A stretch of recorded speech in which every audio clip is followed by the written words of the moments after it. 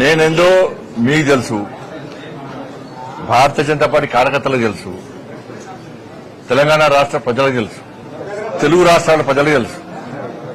కొత్త పార్టీ పెట్టాలనేటువంటి ఫాల్తు ఆలోచనలు రావు నాకు.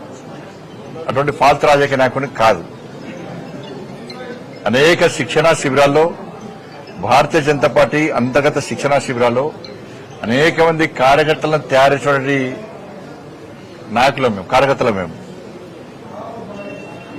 ఇలా భారతీయ జనతా పార్టీ కమిట్మెంట్ తో పనిచేసే ప్రతి కార్యకర్త కోరుకున్నది ఒకటే ఒక చివరి కోరిక. ఉరిశిక్ష వేసే ముందు కోరికలు అడుగుతారట, చివరి కోరిక ఏం అడుగుతారట, వాళ్ళు ఏం చెప్తారు తెలియదు.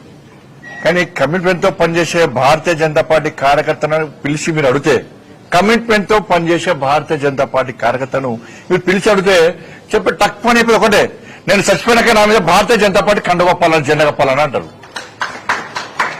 దీనికి కమిట్మెంట్ అంటారు.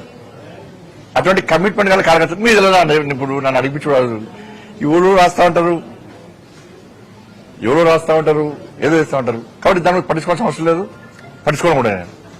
ఇటీవల పరిణామాల్లో మిమ్మల్ని మంత్రివర్గం బర్తరఫ్ చేస్తున్నట్టు స్పెక్యులేషన్స్ ప్రచారం. కరెక్టే. కేసీఆర్ చేత 17 మంది ఎంపీలు ఉన్నారు. కేసీఆర్ దయాదక్షిణ మోడీ ప్రభుత్వం నడుస్తుంది పాపం.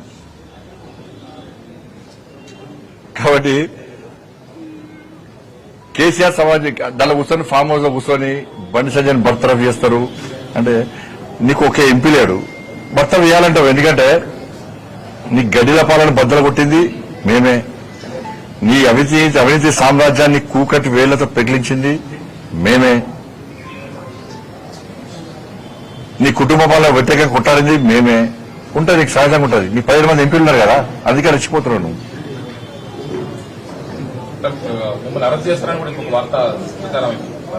ఇప్పుడు అన్న ఈ కోర్టులో కేసు నడుస్తున్నది, కోర్టు పరిధిలో ఉన్నది. ఇప్పుడు ఒక్కరు గుర్తుంచుకోండి,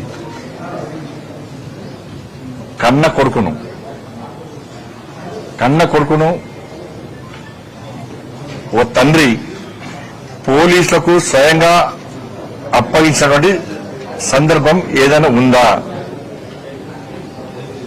వాళ్ళ కన్న కొడుకును నేను తీసుకుపోయి విచారణకు సహకరించాలని చెప్పి నాకు సమాచారం వచ్చిన వెంటనే నా కొడుకును అప్పచెప్పిన. అరెస్ట్ చేయాలన్నాడు.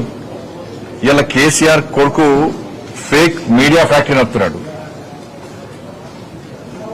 ఏం జరుగుతుంది, ఏం జరగాలి, ఏం జరిపించాలనేది ఆ కుట్రలన్నీ ఆయన చేస్తున్నాడు. కాబట్టి ఆయన నడితే సమాధానం చెప్తాడు.